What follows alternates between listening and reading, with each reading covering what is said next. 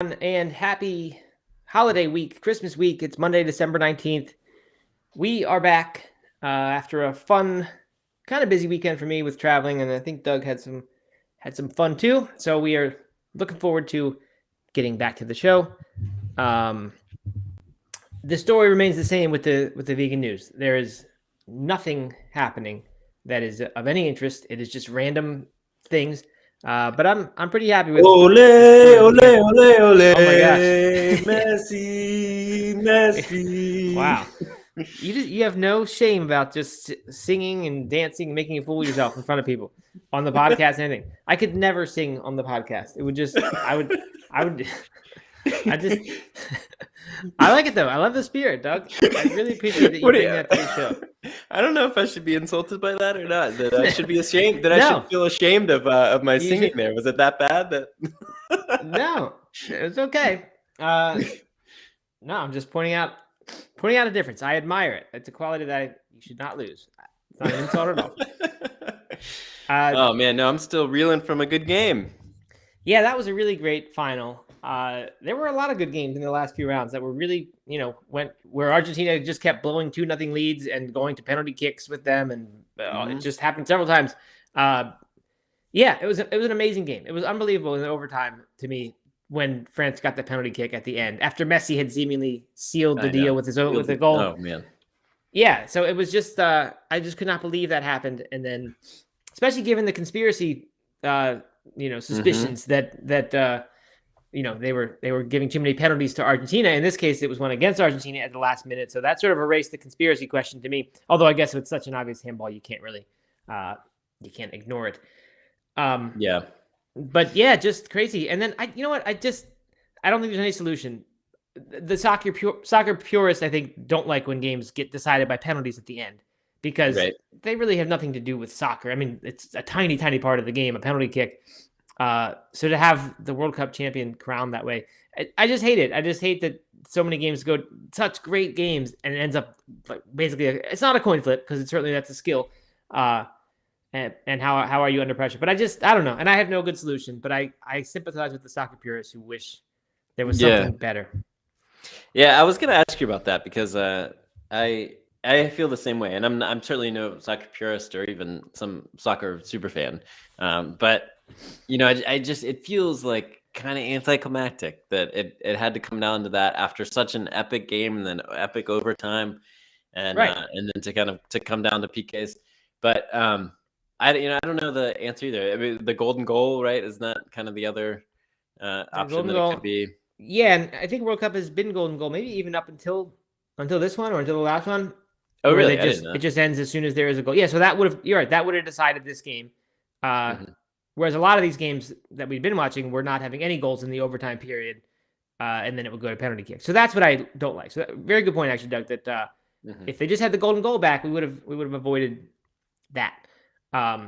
I've also heard people. I don't know if this is a serious solution. See, the thing is, this has probably been discussed thousands of hours worth on a soccer podcast and things. Yeah. People who actually know talking about it. So, right. We don't know anything. I think I've heard someone talk about removing a player from each team every few minutes eventually, so you get fewer, and then eventually it's pretty easy to score goals because there's so few people on the field. That is funny. I have not heard of that. Is that a thing? Like, do they do that? That's the thing. I don't know if I really heard that like in a serious way or if it was just some sort of discussion that would never happen. I don't really remember. That's my point. My point is we don't know anything. What if it came down to 1v1 in the whole field? That'd be at least it would. But at least it would be soccer skill of the best player on the team versus the best player on the team. Whereas not that penalty kicks isn't skill. Okay, Mr. Jeffrey says they do that in hockey, and he would know as a Canadian. Really? That's crazy. I didn't know that.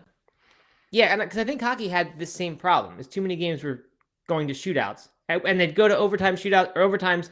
Maybe we'll go to immediate shootouts, and it was super exciting, but had so little to do with hockey. So they had to solve that problem. Because I think in hockey you were getting like an extra point. You get the points like you get 3 points for a win, 1 for a tie. I think you were getting 2 for an overtime tie that you lost. I don't know. Who knows? Too much sports right now, Doug. We're going down the wrong path. Oh man, but I do that elimination idea though is pretty funny. But I don't know. I can it seems like throwing them into a pit. It's like gladiator style. Oh man, that's funny. But it was a great game. It was fun to watch.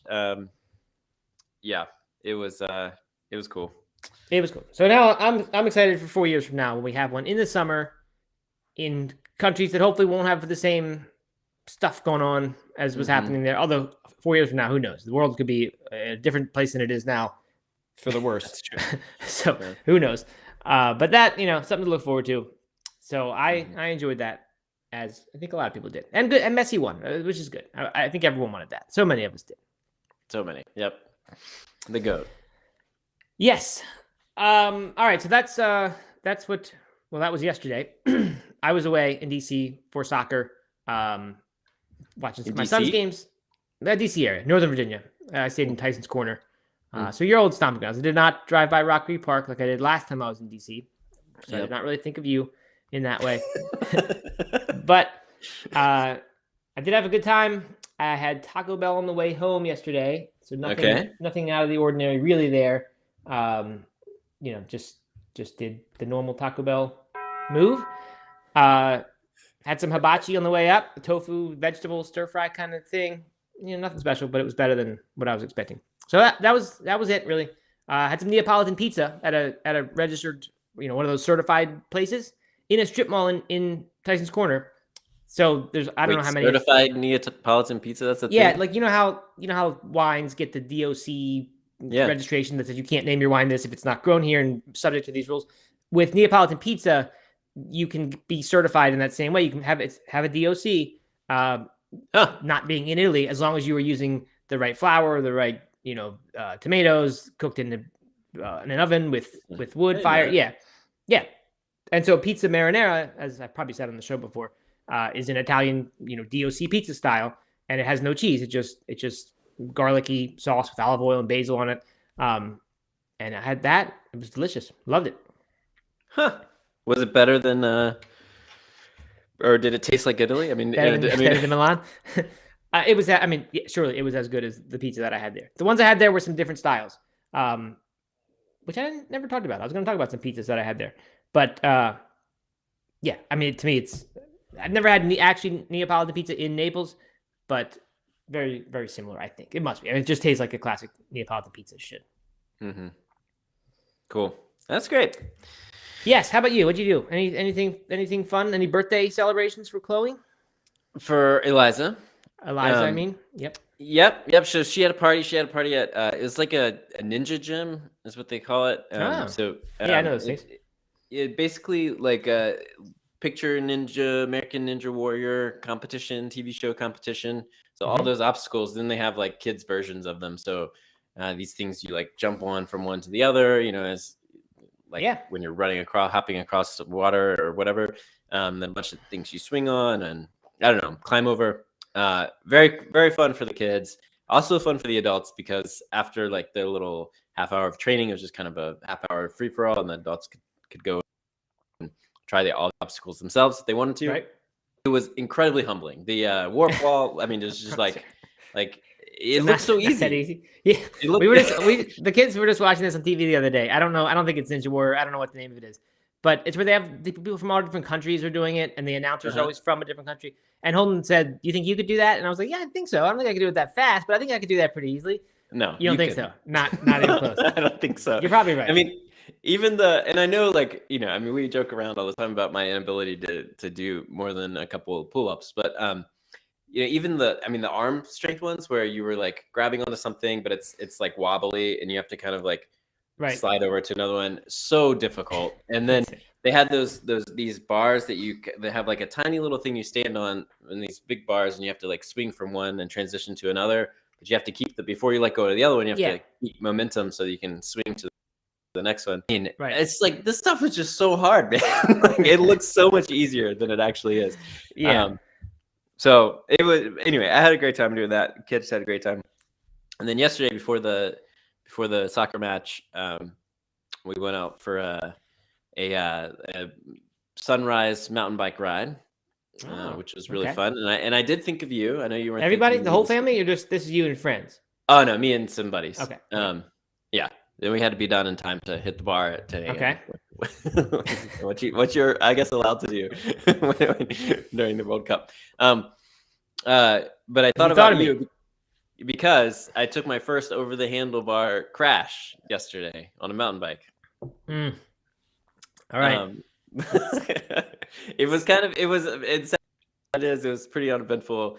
I was trying to slow down before a particularly gnarly little section of trail, and I just pulled the front brake a little bit too hard, and it was kind of slow-mo, like and then just kind of fell forward. So it wasn't like I went flying off of it or anything, but I feel like that was checking a box. Going over the handlebars was kind of a checking a box.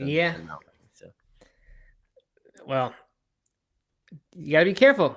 I'm telling you, like, don't let that be a confidence builder. Like, oh, now I know what it's like to go over the bars. Now I can start bombing down hills.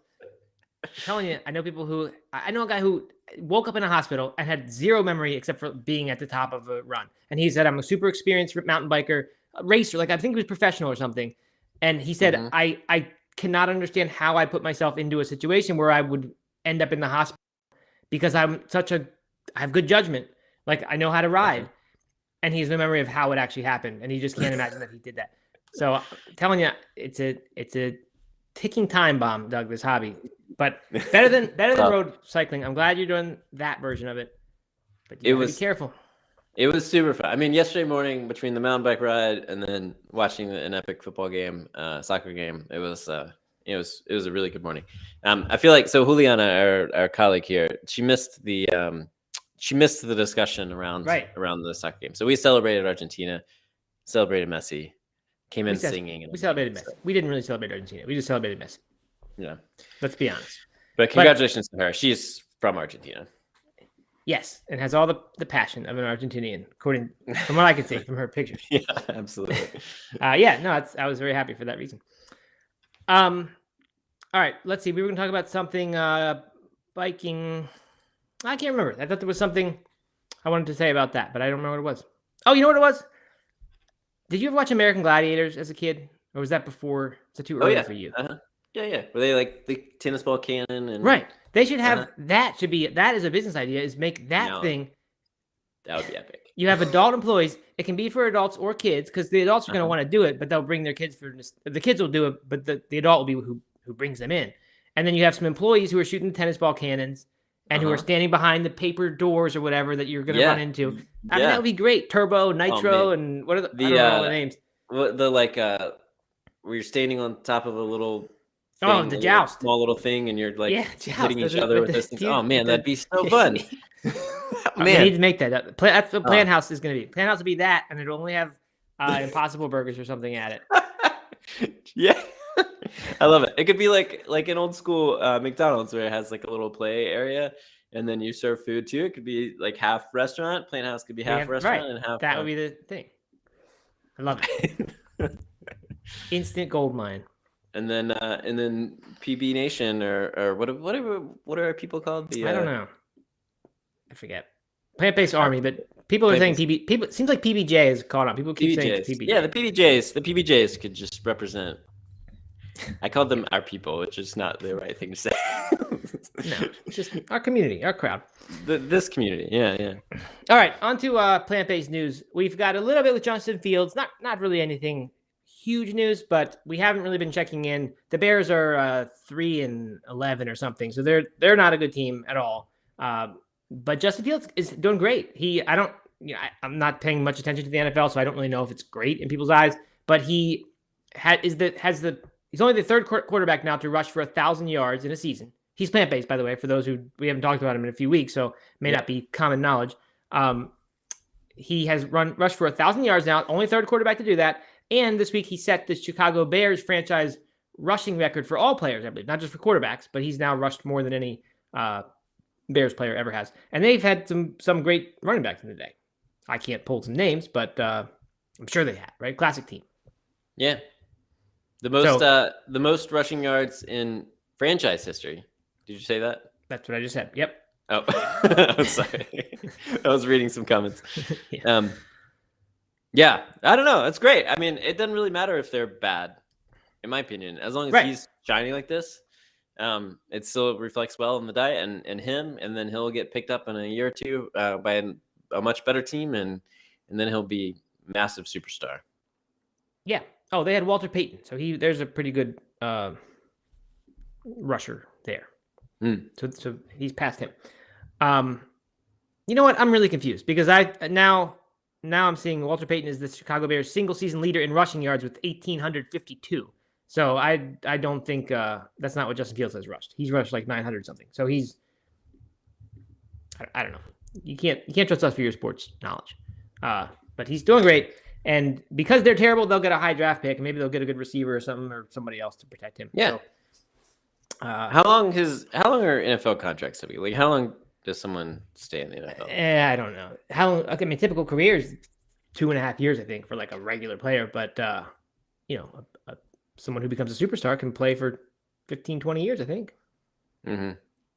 So I don't. It's probably like a lot of leagues where you get a short-term contract at first, and then you can get franchise tagged or whatever, and do a longer-term thing. I don't know that much about it, but I don't really care what team he's on. But as long as he stays vegan and he keeps lighting it up, somebody's going to use him, and well, they'll use him even if he's not vegan. But as long as he stays vegan, he'll be in our news. That's right. As soon as he's not, we're going to shame him and kick him out and never talk to him. That's right. Exactly. How we do? Colleen, my sister-in-law, who I saw this weekend, she came down to watch one of the games. Says he's the third QB to rush for over 1,000 yards in a season. Which I think we said that. I mean, we said a bunch of things that blended together. I think that was one of them.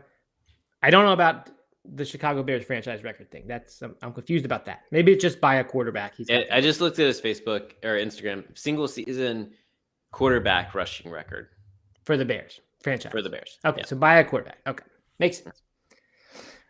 Good. So that's good. I mean, we had a little injury issue with him, I think a month and a half ago, and I was concerned about that, but it seems like that's all been fine. So great. I mean, this could become the single season vegan record for most successful NFL season, which I would be happy about that. I mean, that's what it is. I don't think there's been a better one. There was a Texans running back for a while. Arian Foster, I think, went vegan, but then he quickly went unvegan. Cam Newton went vegan, but then got injured, broke a bone right away. So, if he can finish the whole campaign here, that's going to be great. And it'll be a big talking point in the offseason, I think, for the vegan world. All right, so that's Justin Fields. Moving on, let's see. This one, my mom sent me. My mom recently has been a good source of news. This is from Psychology Today, and the headline is, "What can we learn from studying anti-vegan groups online?" A little bit of a strange topic for the show, but it just relates to a lot of the stuff we talk about. I guess for me, it reinforces the way that we try to talk about this message, because we do get a lot of nice people sending in things who thank us for sort of that approach to plant-based diet. Mm-hmm. This one that is, kind of welcoming, not taking it too seriously, discussing whether or not vegans who quit being vegan in the celebrity world should be shamed, or whether, like, someone, I think his name is John, if I'm not mistaken. I could be wrong. He's been texting me about wondering why we kicked excommunicated. I'm having trouble pulling names today, Doug. I'm just not quite sharp after my weekend, I guess. James Cameron. We sort of, because he went to a Dolphin show, we said we can't take him seriously anymore in this sort of leadership position he's trying to have in the plant-based movement. But the day before we said, we don't care when a celebrity like the Wednesday star, when she went unvegan because of filming, we were like, well, let people do what they want to do. Mm-hmm. For me, it was more about like the James Cameron appears to want to be seen as a leader in this movement. He's making up terms, futurivore for the name for the diet, very much into the climate thing. So it was more like, I didn't say, I don't care personally what he does. I could still be friends with him or see his Avatar movies if I cared about that at all. Are you friends with him now? No, but I could be in the future. He's still on my Christmas card list. I'll send him a card. Yeah, exactly. But it's just in that position, I'm not going to look up to him as someone who I need to be, taken seriously, just because he doesn't seem that committed. So anyway, that was kind of my response. But it was an interesting discussion. My point is, people like this approach, and I do too. So this kind of fits in to this world. The whole health experience says basically, wait a minute, people waste time being anti-vegan. Yes, of course they do. People, if it's a poll somebody can be on, they're going to go on it these days. Meaning like polarized thing. If you can be on one side or the other all the way, people do it because they get joy from that, or fulfillment or something. Yeah. But anyway, this study, they looked Hold on real quick before we move on from James Cameron. I read yesterday that the set was fully plant-based, all the food on set, which I thought was interesting. At Avatar? Yeah. Okay. Yeah. Interesting. Which I thought was good. Anyway, it is. Yeah. So with him, with this person, I think his name is John. I'm angry that I'm not remembering his name because he's someone I have talked to a good bit on there. Yes, it is John. Anyway, he pointed out, he said that James Cameron is motivated by climate stuff, but he's not necessarily, he never said he was like ethical vegan and for animal treatment. And I thought that's maybe that's right. And if that's what he is, if he's a climate change leader, not necessarily vegan, just futurivore or whatever, without any ideological part, just says that we need this for the climate, then that's fine. You know, I don't have any problem with that. And in that case, I would say his dolphin thing doesn't make him lose that leadership role. But as far as veganism, it's, you know, you can't really do that kind of thing. So I don't know. Anyway, moving on. This is about the anti-vegan thing. What they did was looked at Reddit, and there's a Reddit, I guess it's called a subreddit, the r/anti-vegan, and it's where people would go. So like if you're in this group, you're clearly, you know, you didn't just end up there on accident. I mean, you joined this anti-vegan thing and you are participating in purposeful anti-vegan talk, which right away to me is just weird. I mean, I guess the thing, you could say the same about purposely joining vegan talk, but it's not like you're there to kind of debate against the other side or have meaningful conversation. It's more just to sort of be in this echo chamber and you just sort of reinforce each other's beliefs, which is the problem with the whole world right now, honestly, because people just do this and then they get all fired up against the other side, and you know, not a good situation. But so I think it's important to note here, the community has 21,000 people and they looked at almost 50,000 posts. Okay. And it seems like they were using software to kind of analyze language and stuff. So the big themes that they got out of this group were, you know, 4 different areas. Health. They said many of these people saw veganism as nutritionally inadequate, disguised for disordered eating, and unnatural due to the need to supplement with things like B12. A lot of people were ex-vegans who were sharing and seeking service about the negative health consequences. So that's something we've talked about with the celebrities. It seems that whenever a celebrity, you know, who's been vocal about their vegan diet goes unvegan, they often, you know, will cite some sort of health thing, because that seems to be the card that sort of gets you out. It's like your pass to go back, because if you were having health problems, nobody can going to really question you about it and, you know, say you should have stayed. So we see a lot of stuff about omega-3s or the body's not. No one's going to say that they like suddenly don't care about killing animals, or right? You know, right. So health is the easy way out. So animal death, I guess most anti-vegan users took a matter-of-fact approach to it. They thought of it as natural. Animal suffering and death are inevitable, but they did actively denounce the suffering that occurs in factory farms, believing humans have a duty to do what they can to prevent it. So I think that's interesting. Later on in the article, they make the conclusion that I did, which is this is a really good common ground to talk about. And I thought back to my own history and talking to people about this diet. When you bring up factory farming, people almost universally agree that's a problem. In fact, universally. And anytime I've talked to it, no one says, yeah, that's great that that's happening because that's the animal's place in the world. Instead, people say, well, yeah, but beef from like a, you know, farm raised or whatever, like that's okay. And I'm always like, well, you know, I don't argue against them, but there's that common ground that we all don't like that. So that's a good thing to have that at least. When it comes to morality, anti-vegan users were clear in their rejection of the absolutist moral claims that underpin veganism. And I think that's right. And that's why when I talk about this to stuff, I really try hard not to be that person, because that's going on the other pole. If you're going to be completely dogmatic and you say it's either this 100% or nothing, then you're not going to find common ground in conversation. So not too much surprising stuff there. And argumentation style, just not really that interesting the way they argue for this. So yeah, I mean, nothing really shocking about that. Kind of interesting. They said a few things more that, like, over time, the people in the group, after they'd been in it for a while, started saying less I language and more we language. So it just became this sort of, you come together over this cause and suddenly you're unified. And not a really healthy thing, I don't think, in a lot of contexts. But reality, it's what happens when that has come with the ability to niche down like the internet gives us. Right. And so they finally reached like conclusions about what there can be. They mentioned the one that there's possibly some common moral ground to build upon with this idea that factory farmed animals are not treated the way any living creature deserves to be treated. And there was some stuff about nutritional value, right? We know that people question their nutritional value, so there's an opportunity there for more education around this diet, or not just education to me, but examples, right? Like one thing to educate and trying to explain why you can get all these things. People like Justin Fields to me are very, very good, perhaps much better than a whole lot of education. You can just point to somebody and say, look, he's dodging 300-pound people who are great athletes, among the best anyone has ever done. That's pretty great. So yeah, I don't know.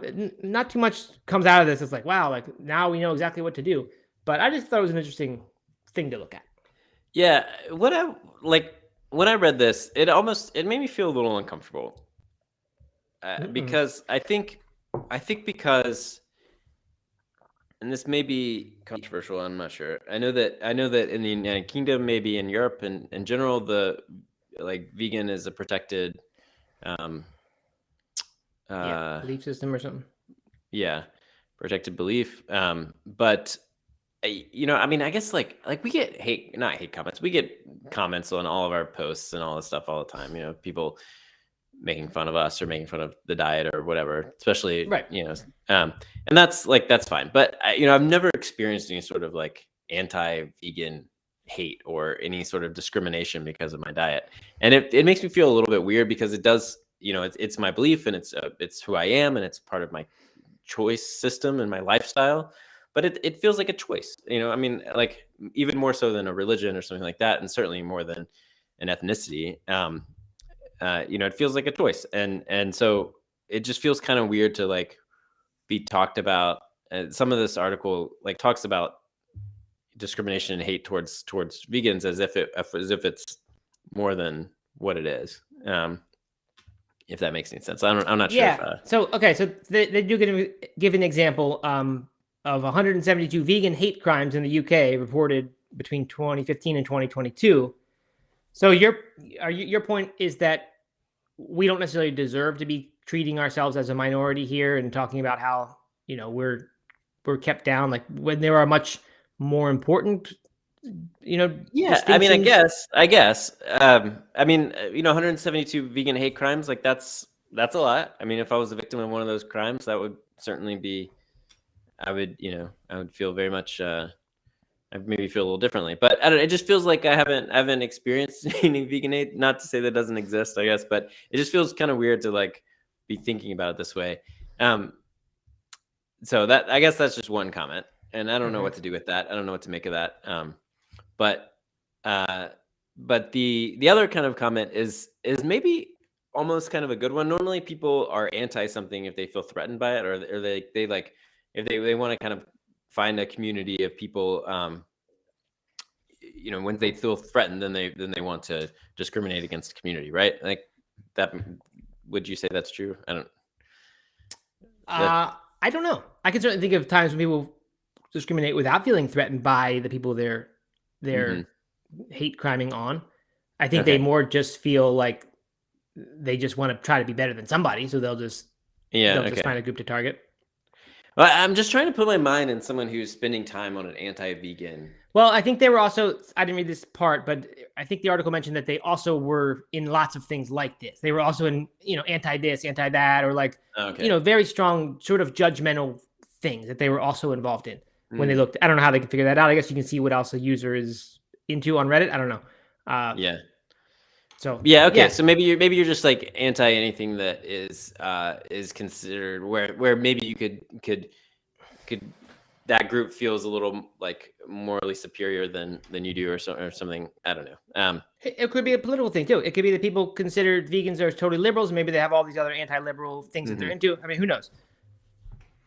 Yeah, I don't know. Anyway, the whole like kind of conversation made me feel a little uneasy, but it's interesting for sure. And what I guess the most interesting part to me was one of their key takeaways, which was that often the people in the group attempted veganism and struggled with it. So like if you attempted it and failed, and maybe you left, and maybe the community did kind of ostracize you a little bit if you were part of if you're part of some groups, like local groups or something, then yeah, of course you're going to kind of be anti-vegan because they were anti-you. That makes sense. Yeah, for sure. That happens a lot. And we definitely see that a whole lot.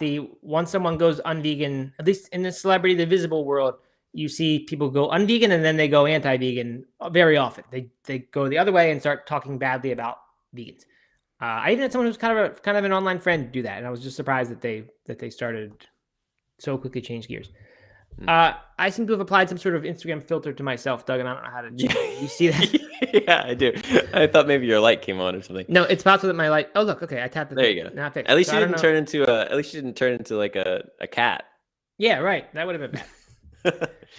Steven says that he had a guy shouting at him in the Asheville airport because of his No Meat Athlete shirt. Right. So Steven, for those who don't know, Steven has become like a personal, real world friend for us. And he came and visited my family, and we stayed with us for, 3-4 days in Nashville. And he told me that he wore his No Meat Athlete shirt somewhere, and people thought he was me. Someone thought asked him if he was Matt from No Meat Athlete, which is really funny because very little of that did I experience. But I didn't know this side of it. And that's a shame. I mean, I never once in Asheville because Asheville's sort of that kind of place. I never once had any sort of, I didn't wear a lot of vegan stuff, but I just tend not to, but I never had anything like that. But like someone else said, maybe the person who did that probably didn't live in Asheville. They were probably visiting. That's why they're at the airport. So very possible that it was just someone not from there. That maybe this is a bigger issue than I have experienced personally, and just because I haven't experienced it doesn't mean it doesn't exist. So yeah, there you go. You learn every day. Yes, you do, Doug. You can grow today. You can expand your horizons and absolutely treat us as a protected belief system. Yep. Okay, moving on. This is something that is much more inclusive, and that's why I put it right after this, because this is a very nice antidote to the polarization that we are experiencing. And not everyone will agree this is a nice thing, I don't think, especially the hardcore militant vegans. But the flexitarian diet, which to my knowledge has been around since 2009, because that's the first time when I was starting to get into this stuff. When I started No Meat Athlete, I was reading a bunch of books, and I remember seeing the flexitarian diet was one of the books that was out then. So I think it was pretty new at that point. I thought it just sort of happened and went away. There was only this one book about it. It didn't become a trend, although there was an early No Meat Athlete blog post that I wrote about the flexitarian diet. May have been deleted by now. I don't know. We probably cleaned it up in a pruning of the content. But it is from Health News, and they, in the very top of the article, it says there's a new diet trend making its way into the healthcare industry, the flexitarian diet. If you want to enjoy health benefits of a plant-leaning diet without the major restrictions associated with diets like keto, low carb, and vegan, then a flexitarian diet may be right for you. The headline here, by the way, is The Flexitarian Diet, the Best of Both Worlds, and it's from healthnews.com. Anyway, it goes on. It talks about this diet. Here's what it entails. Eat the rainbow. Focus mainly on plant-based proteins like tofu, peas, beans. Seitan, interestingly, is concluded there because that's the least whole of all these foods they're talking about. Moderately incorporate other forms of animal protein such as dairy, eggs, seafood, and meats 2 to 3 days per week, which is often, I see that advice with regard to fish, for example. Walter Longo, a guy I like a lot, his longevity diet involves eating basically a vegan diet with, I think, 2 fish meals per week and a tiny bit of like goat milk type dairy. So similar there, include whole grains and fiber containing foods. Go as fast or as slow as you need when making the transition. I love that advice. And anyway, they get into benefits and things. A lot of U.S. News and World Report accolades, like number 1 best weight loss diet, number 2 best overall. First was the Mediterranean diet, number 2 best plant-based, number 2 best diabetes, number 2 in best diets for healthy eating. So anyway, a lot of good things. U.S. News and World Report, though, you can't trust rankings like that. They're just, I remember like with their college rankings, people used to, there was all this lobbying that would go on to get it. It's just not who knows why they would rank something. You think the flexitarian diet has a big lobby? That I don't know. I I have no idea, but it's not impossible that it would be a meat diet move in favor of, or sorry, an anti plant based thing by animal agriculture. Who knows? I mean, certainly there's people who are wanting U.S. News and World Report to say different things about different diets. I would not doubt that at all. So anyway, the only thing that's remarkable here, or the reason I included it, first of all, is that they're acting like this is new, when of course it isn't. They're acting this as distinct from the Mediterranean diet, which I guess it's not. The Mediterranean diet is more specific than this, but all the things I said fit perfectly in a Mediterranean diet framework. Right. I talk a lot about the Blue Zones diet, which is kind of similar to a Mediterranean diet, perhaps a little bit lower in meat. And also, this is what, when we use the word plant-based diet, this is really what I mean for most people. And it's why we called the show, why I wanted to call the show a plant-based morning show, not the vegan morning show. Because I really wanted to be like, to attract someone who says, yeah, I could imagine eating how this flexitarian diet works. I would hope that person could listen to the plant-based morning show and say, this is, these are people that I like, and I get these ideas. I don't know. So it's just like, I think it's interesting that via the plant-based diet, we went from veganism to plant-based, and now that's very, very similar to what they're describing as flexitarian. I just kind of wonder if this might be the diet for the future, for the next few years, if this could be the thing, that future diet.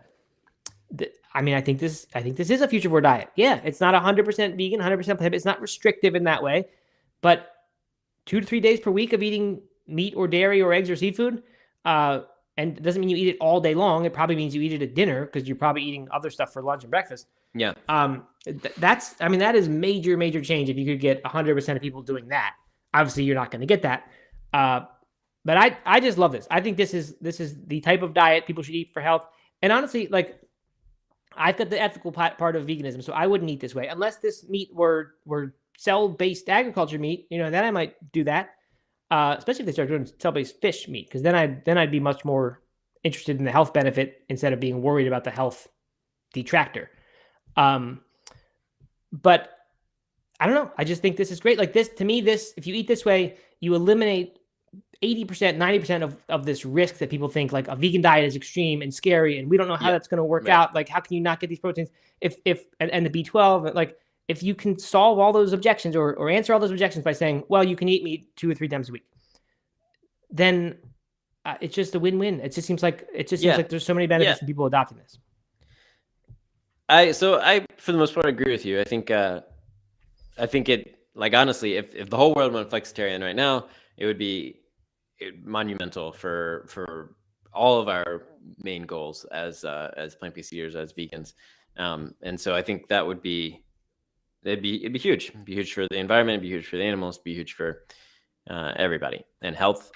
So definitely on board with this diet. I think it's an awesome place. Some people pointed out, Miss Dale Stevens pointed out that nice. I think flexitarian might be a good place for someone to start their journey.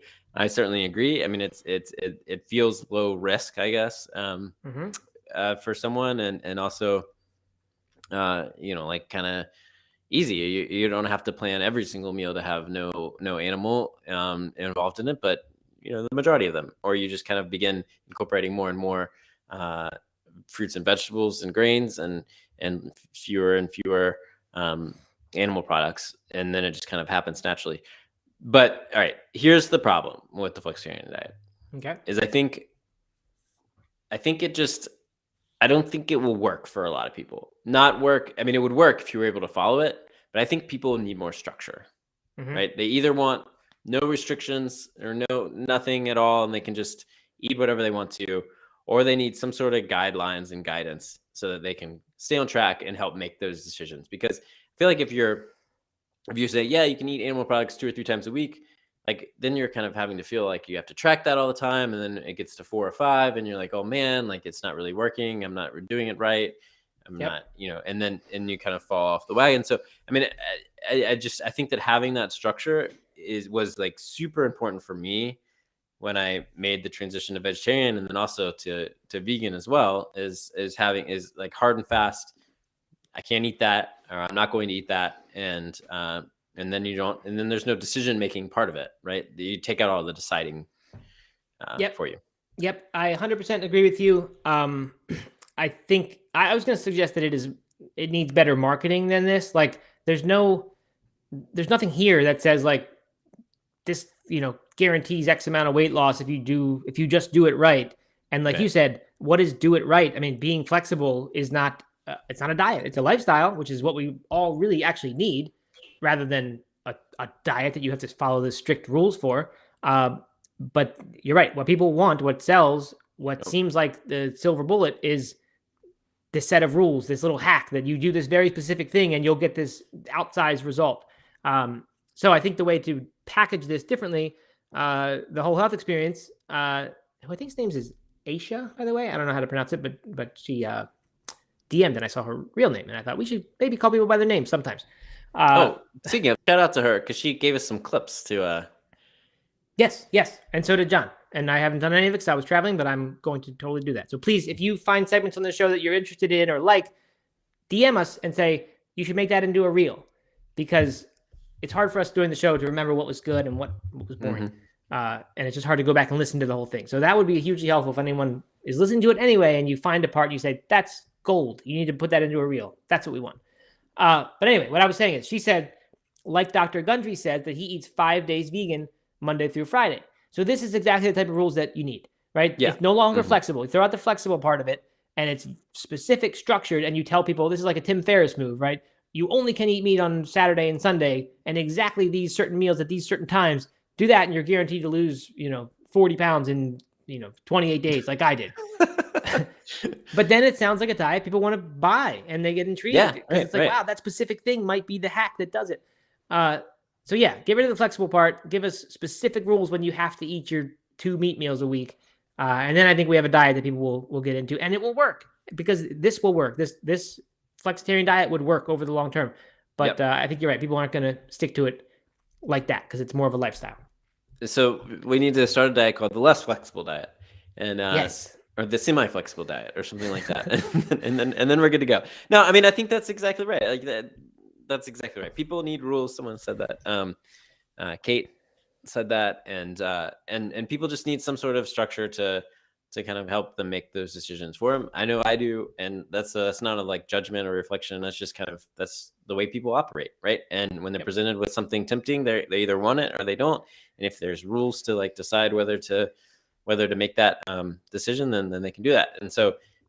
I love the idea of the flexitarian diet. I think that it just needs to be slightly less flexible, and maybe a little bit of guidelines around like what type of animal products you should look for, but maybe not. Maybe the whole point is to is to not have that. So I'm not as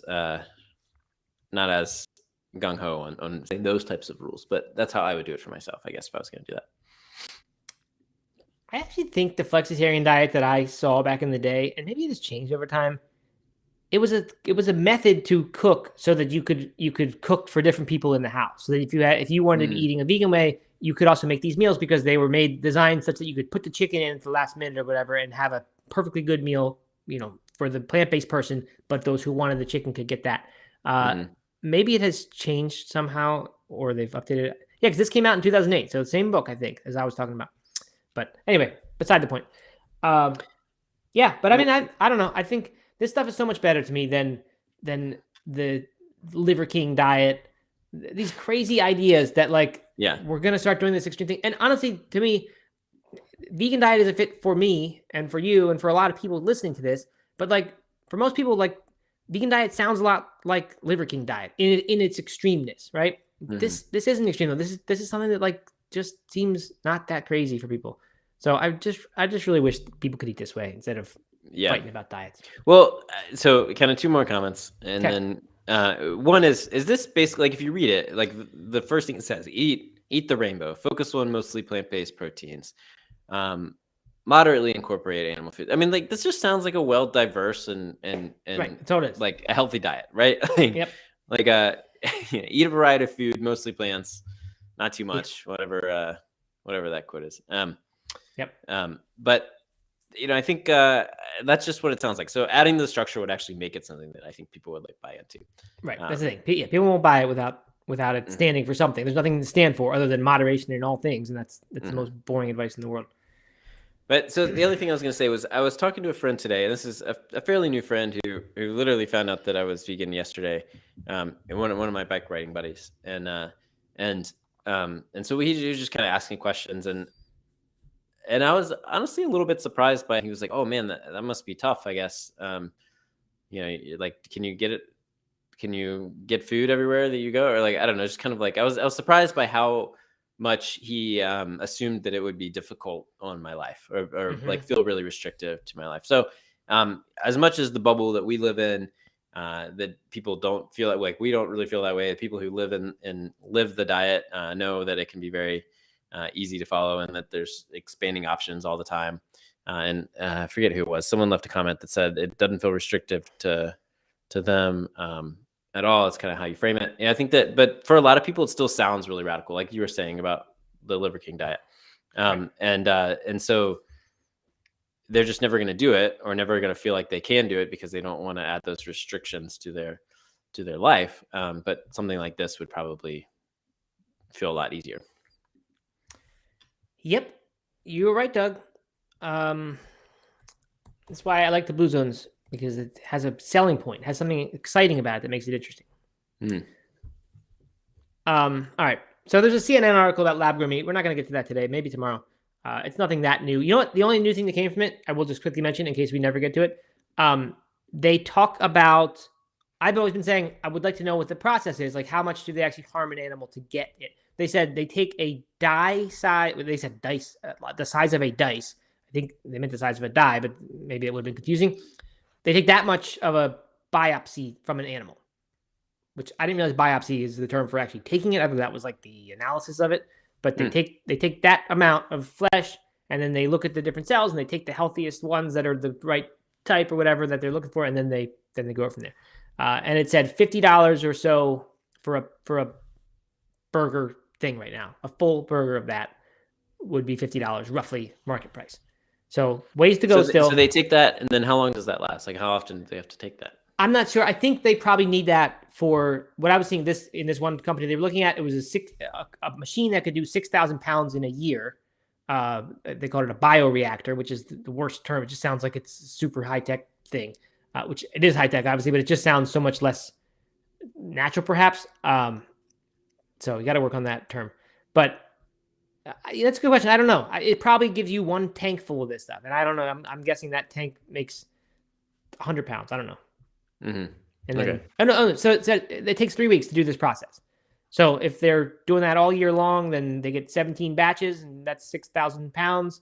So maybe about 30 pounds per batch. I don't know. That's quite a bit more. 300 pounds per batch, Doug. That's 300 times. Yeah. I don't know. That's quite a bit more animal that's involved in this than I thought. Right. So let's say it is you get 300 pounds of animal meat for taking a die-sized piece out of an animal. Mm-hmm.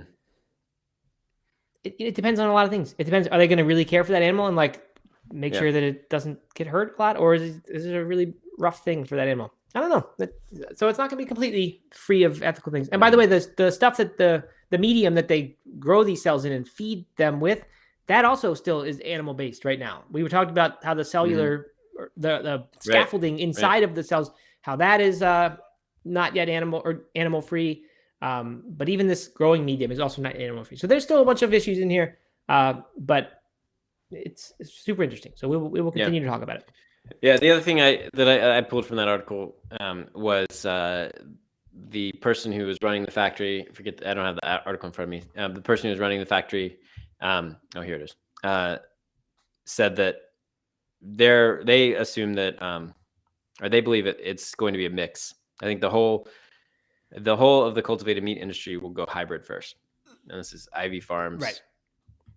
So this is the guy from the cultivated meat factory. And I think Stakeholder Foods said the same thing in much more certain terms. He said that this far ahead of the full 100% thing will be the hybrid thing. And like you said, it's just not that somehow loses its appeal when it's this hybrid thing. Right. Just doesn't seem that exciting. But anyway, who knows? 65%. The meatball that they served, the author of the article, was 65% cultivated pork. The rest of it was plant-based meat and breadcrumbs and seasoning. So anyway, yeah, definitely interesting. Yeah, perhaps we may talk about that one tomorrow, because it's a good article. It's in this mainstream source, and they make some interesting points. And there's nothing else to talk about this week. We are in run out the clock time right now, because there appears to be zero developments happening in the plant-based news world. Yeah, so if you have any topics at all that you want to, it didn't have to be a new news article. It could be something that you found recently. Just send it to us our way, and maybe we will explore it. Like there's a Veg News mushrooms guide. We talked about mushrooms last time, Doug. They predicted that was a trend, and I said, I don't know, and you said you think so. So maybe we'll get into the mushroom guide. We should. I kind of liked this article. We should do that. Yeah. Okay. All right. Sounds good. Well, thanks everyone for joining us today, and we'll be back tomorrow, and we'll be back most of the rest of this week, probably through Thursday. I don't know about Friday, but we'll see. See what we do. All right. Have a good day, everybody. Yes. Goodbye.